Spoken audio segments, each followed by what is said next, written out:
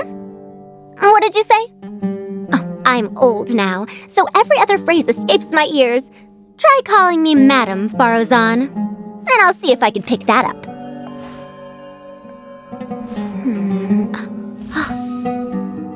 Huh? What is it that you would like to learn more about? Different forms of pressure-based puzzle mechanisms? The base layer design of elemental monuments? Wait, did you forget to call me Madam Faruzan just now when you asked your question? Whoa! What?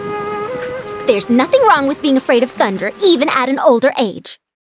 100 years have passed, yet there hasn't been any change to those dumb rules at the academia. Dare to mess with me? Have fun with this gift!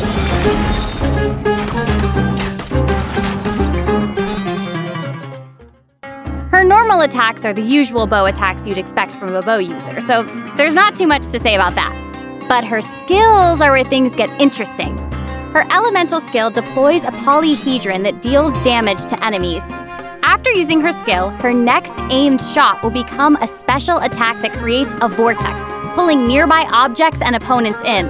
Oh, nice. So she can clump enemies together. And there's also another thing about her special charged attack. It will create a vortex effect at its point of impact. And if the attack hits an enemy or ally member, it'll apply a mark and create a vortex after a short delay. Okay. So it looks like there'll be a lot of potential uses for this attack. Travelers will have to experiment with it and see what they come up with. Yeah, I think it'd be amazing to try hitting teammates with the arrow in co-op mode and have them charge into the enemies to group them all together. I'll have to see who wants to try that with me.